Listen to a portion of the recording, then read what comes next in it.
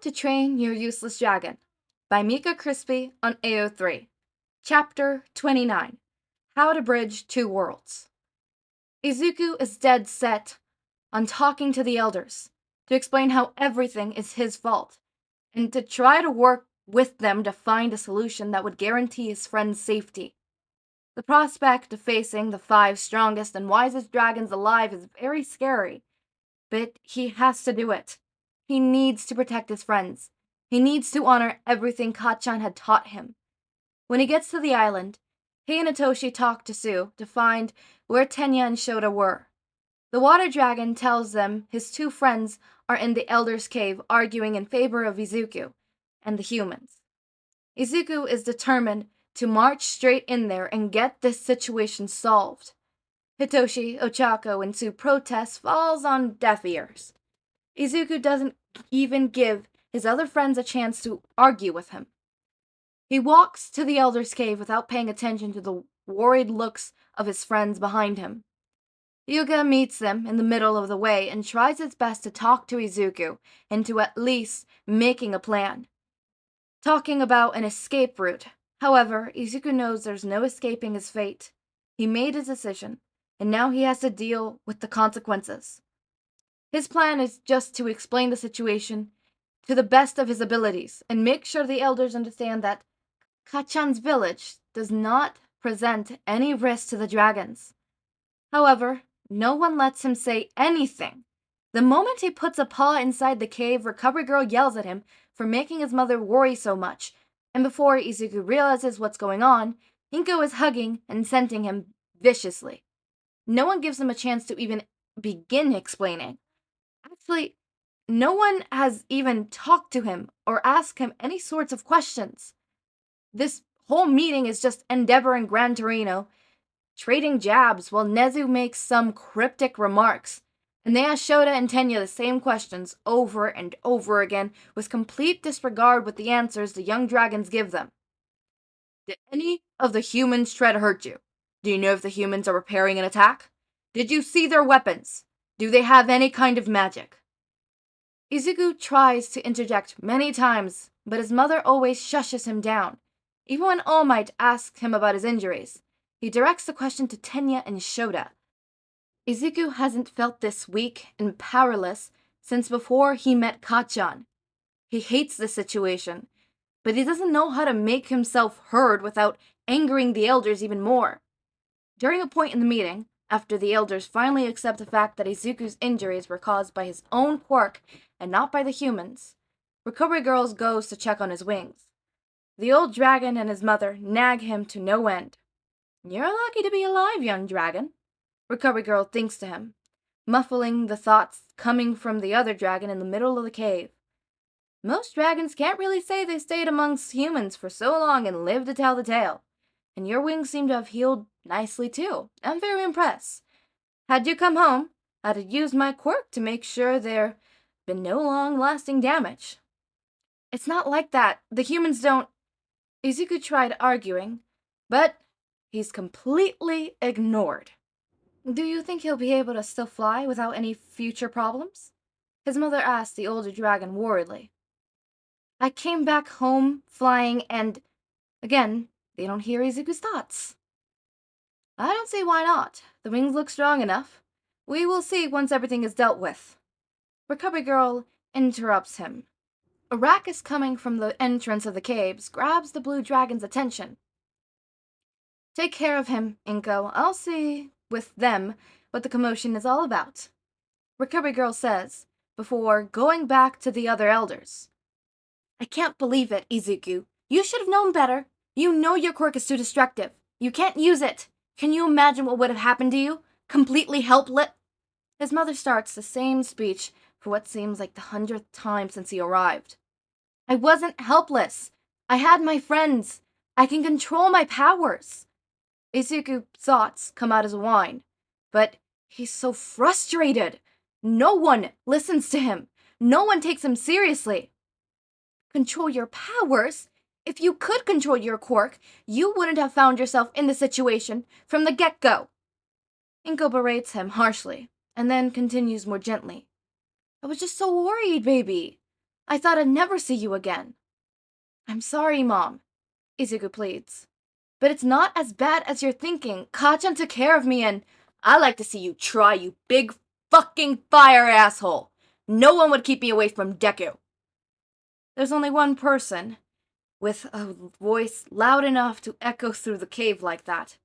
Kachan! Izuku thinks and wrestles out of his mother's hold to rush towards the entrance, his quirk helping him to get him free.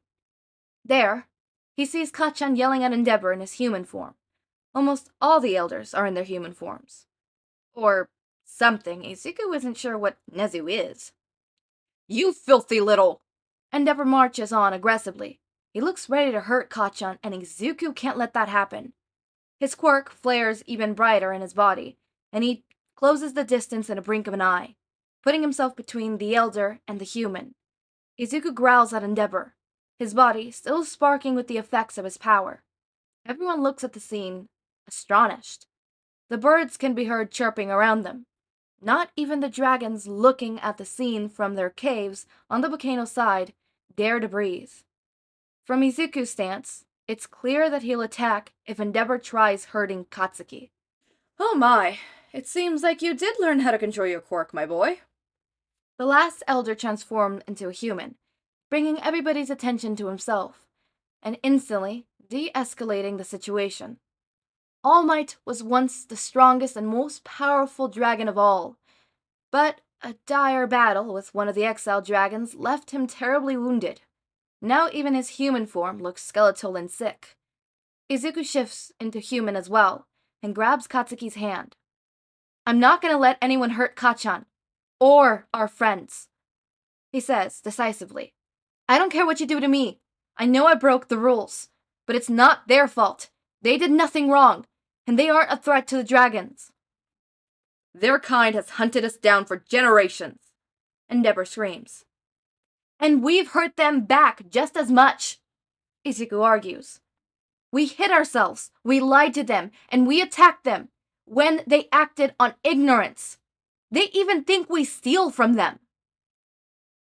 What does he think we steal? Gran Torino asks, confused. It's interesting to see the big golden and gray dragon become this tiny, frail old man. The sheep. The human thinks they own the sheep. Itoshi answers from the sidelines. He's also holding Kaminari's hand. Izuku is right, Shoto says. It's our fault as much as theirs. They know nothing about us, and we know nothing about them.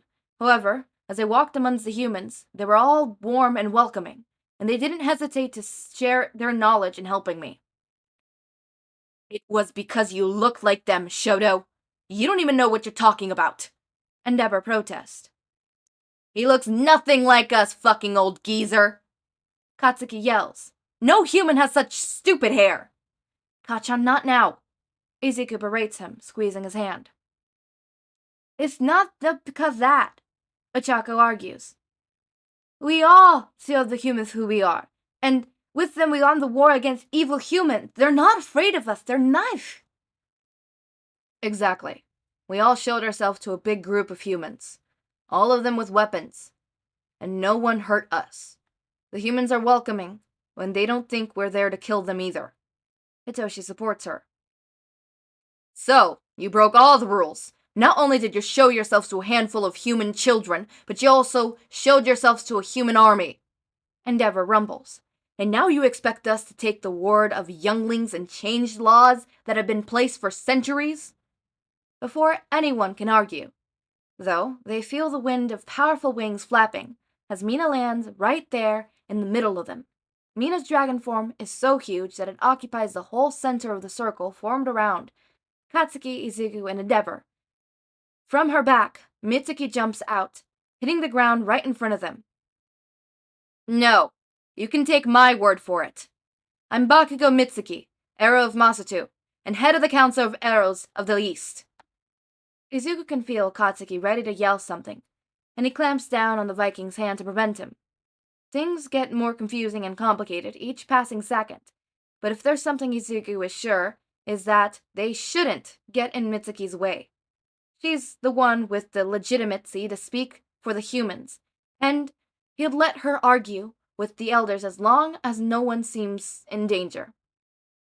So you're the leader of the humans, All Might says, getting closer to stand by Endeavor's side. The other elders also approach them.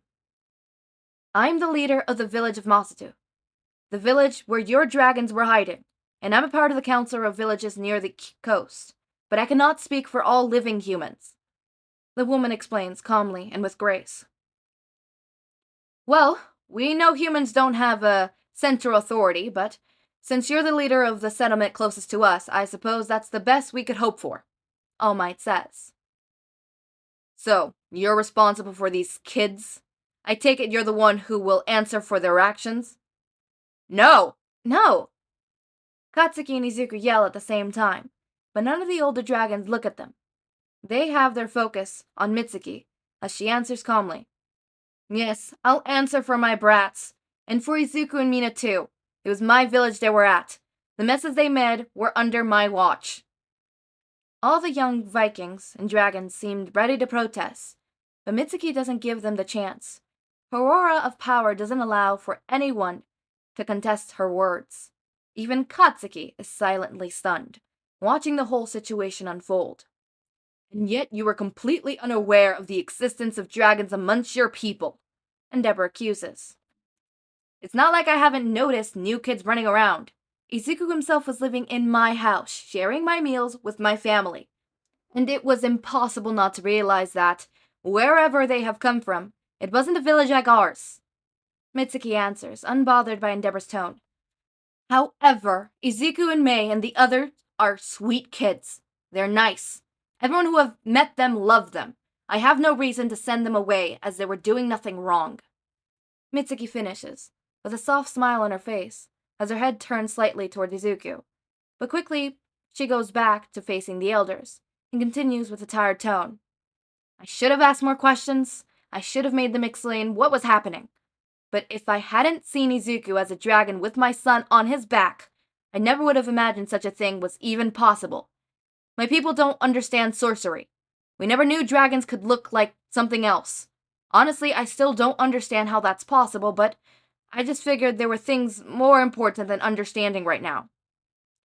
I completely disagree, Bakugou Mitsuki. All Might speaks up. I think understanding is the key factor in this whole situation. We have never understood the humans, and we never gave them the chance for humans to understand us.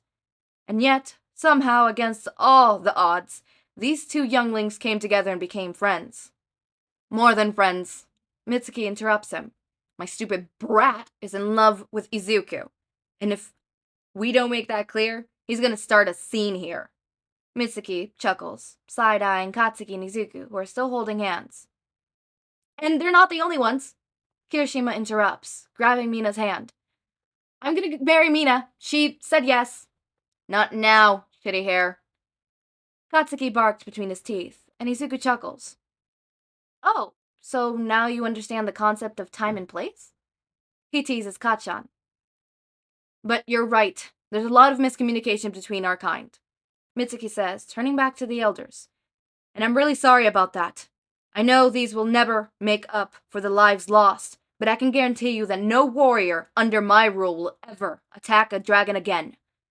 The woman takes off her necklace of dragon teeth and puts it on All Might's big, bony head. I'm truly sorry. All Might looks at the necklace with watery eyes, before raising his head and smiling brightly for the woman. Thank you, Bakugou Mitsuki. It means a lot. We also have blood on our claws, and guilt in our conscience. For too long we kept our secret, even when it only brought us pain. We can change that now. We can raise our kids better than our parents raised us, Mitsuki said. Actually, I think we already did, because without them, we wouldn't be having this conversation right now. This is madness, Endeavor protests further. We can't actually consider having a relationship with the humans. Why not? I already have a relationship with them, a bad one. All that we're going to be doing is making this relationship actually good and useful, Gran Torino argues. I have met humans. I believe a stronger connection between our communities would be extremely beneficial. They have made exquisite process and alimation. Have you all heard about pies? Shoto explained methodically. Knowledge is a one-way street. You can never unlearn things. The humans already know about us. Just killing the ones here won't change that fact, so we might as well take advantage of it. Nezu inputs. I've seen more than enough killing in my lifetime. I'd really appreciate it if we could solve this without spilling blood. Recovery Girl agrees. And I agree. All Might bolsters. This might be a beautiful way to build a bridge between humans and dragons. Are you all insane? We can't possibly. Endeavor starts talking, but is interrupted by Gran Torino. So, we can make this an official council vote. All in favor of establishing friendly relationships with the humans under Bakugou Katsuki's leadership say yes. The only one of the elders who holds his tongue is Endeavor. The fiery dragon is known for being a traditionalist, but this also means that he never goes against a decision made by the councilor. Once a vote is made, there's no going back. Then it's decided. All Might yells to all the dragons watching. From now on, the humans will be our friends. Izuku can't believe what he's hearing. Not even in his wildest dreams, he hoped for such a positive solution. He feels overwhelmed with his feelings as he sees everyone around him begin celebrating and sharing hugs. His friends are jumping with joy. All Might and Mitsuki are talking with smiles on their faces. Shoto is explaining what pies are to Gran Torino and, "You big dummy." Katsuki yells at him, squeezing Izuku's nose. I can't believe you pulled this shit, Deku. You left me behind. After we agreed we stayed together. I'm sorry, Kachan. Izuku says with his nose still being held by the Viking. The dragon begins crying when he sees the worry expression of the boy as Katsuki lets go of his nose.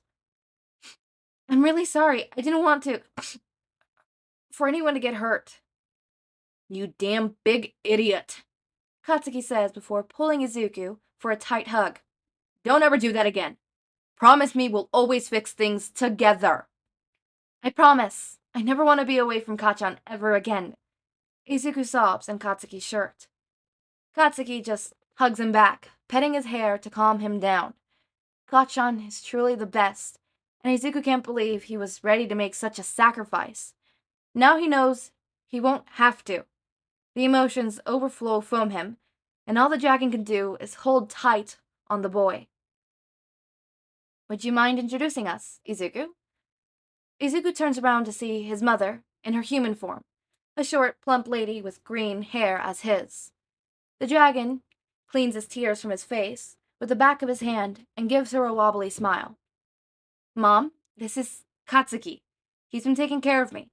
He's the one who helped me learn how to use my teeth and my quirk. And he's my best friend. And future husband, Katsuki says, puffing, putting up his chest, and rising his chin proudly. Nice to meet you, Katsuki. Thanks for taking care of my son. His mother says, gently, fiddling Izuku with even more happy emotions. I'm the one who should be thanking you. Mitsuki shows up next to them. Izuku is an angel. He's been keeping my damn brat in line for me. I don't need to be kept in line, old hag. Katsuki yells at his mother, but she just pushes his face away. We should talk about how we'll organize all of this now. I'm sure you don't want Izuku running away to hide again, Mitsuki says to Inko, making Izuku blush. And these two will need some sort of limit from now on. Clearly, I've been letting my brats too loose. She snarls at Katsuki and the boy snarls back. There's nothing to talk about. I'm marrying Deku, and I won't have to deal with you anymore. You two are too young for marriage, brat, Katsuki yells at him. I'm not letting Sweet Izuku make such a big mistake at this age. They're quite lively, aren't they? His mom whispers to him, giggling. Yeah, they are. Izuku smiles back. Everything would be all right now. They'll find a way to deal with the challenges together. For those who thought Izuku was actually going to be able to speak his mind and be able to prove his worth, and not even just his worth, but explain himself, what's, been going on, you are heavily mistaken. No, he didn't get to speak it. No, because they treated him like a literal baby. And it was so frustrating reading this the first time, because I was like, dude, what the hell, you know, like, he's the one who it started with, so let him explain what happened, right? He's the one who knows the whole story. He's the one who can explain how it began. He is the one who lived through it. So what do you mean that they're not letting him explain everything, you know? I was frustrated for Izuku because I understand how absolutely infuriating it could be to not be heard, right? It's infuriating when you're trying to speak, you're trying to explain, and everybody treats you like a literal child. And oh my god, I would be furious for Izuku. No wonder he didn't want to go back. No wonder he wanted to stay with Katsuki and his village. I would too. I would never want to stay back there. I hope those who are listening and have children or are in contact with children in appropriate ways. I need to add that last one for reasons. Because the world is fucked up. You don't treat children like this. Like, do not get me wrong. Yes, children are still children, right? Specifically teens, right? And children, but that does not mean that you shouldn't freaking talk to them with respect.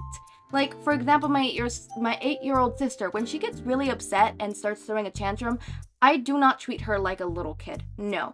I wait for her to calm down. I ask her, hey, what do you need? Do you need some time to calm down? Do you want me to go over some breathing exercises with you? Do you want to do your little finger exercise to calm down? Right? I will admit, she is still a child, so sometimes that doesn't work. Sometimes she just starts screaming, and I just take that as, okay, this is her body language and her way of saying, I want to be left alone, but I don't know how to communicate that, and I'm really, really mad. Right? So I leave her some time be. I come back and I check every 5 minutes, right? And then afterwards, we talk about it, right? And we communicate. I've taught her about communication, right? Yes. I'm still, obviously, like, let's say she wanted to do something, but obviously she can't do it. I explained to her why that probably can't happen. Or for example, my other brother who is 13, right? When he comes to me with a problem, I talk to him respectfully. I'm not saying that you should let kids, decide stuff, but you should hear them out. They have feelings, too. Just because they're kids doesn't mean you can undermine their feelings, emotions, and treat them like little kids and babies, because that will make them feel shitty, right? That will make them feel unheard. Therefore, later down the road, they will not feel as though they can tell you something, and it will affect them negatively. Right? Let's say something serious is going on with their lives and they need to tell a trusted adult. You're no longer that trusted adult because of how you behaved when they were even little, right? Like, I'm not saying kids should be treated as adults. I'm saying they should be treated with respect and not babied 24/7, especially if they're not a baby and they're like a teen or a preteen or an 8-year-old or a 9-year-old. Like, you'd be surprised what 8-year-olds and 9-year-olds can understand. Same with teenagers. Like, do not treat them like they're little kids. They're teenagers. They're about to become young adults. You should treat them with respect, right? That whole respect is earned, not, just given. No, you should respect everyone at all times. I feel it is the opposite. You lose respect, but you always have respect given to you as a base. But you can lose that respect. So like, I understand Izuku's whole thing of like feeling unheard, feeling babied, which, oh my god, if I was Izuku in that situation, goddamn, shit, I spilled my water. That's not water, that's soda. Okay, I spilled it all over myself. God, great. Okay, I'm gonna have to, now my fucking lap is gonna be sticky. I'm gonna have to shower. I was gonna shower after I finished all my recordings, but I guess I'm gonna have to shower in the middle of it. Great, amazing, wonderful. Whoa. But as I was saying, I don't know how Izuku had all that patience. Personally, I would be screaming, yelling. I would make the situation worse, I will say. I have anger issues. My anger issues could never. My anger issues would and could never. So, yeah. I want to know, what would you guys react if, this is happening? Like, you are in Izuku's position, right? And you're trying to talk to elders, right? 5 respectful elders who rule everything and make the rules and stuff like that. And they're not listening to you. They're not listening to you. And even when they're asking about, like, questions that should be asked to you, like, for example, the whole, like, how Izuku's injuries were, instead of asking Izuku, the injured one, they asked, Tenya and Shota, which, oh my god, that would be so infuriating. I would actually be infuriated. Like, legitimately, I would lose it. I would lose it. I would actually lose it. So I want to know what your guys' like, reactions to that being. Like, if 5 very, very important adults who rule, whatever, like, you know, didn't even let you speak your mind and just ignored you. Because I know for a fact that I would be livid. I would be livid. I would be livid. Livid. As always, my raindrops, make sure to eat, sleep, drink water, take your meds. Have a wonderful day or night. Link to my Discord server and socials are down in the description. Subscribe to see more of my content, and thank you so much for watching.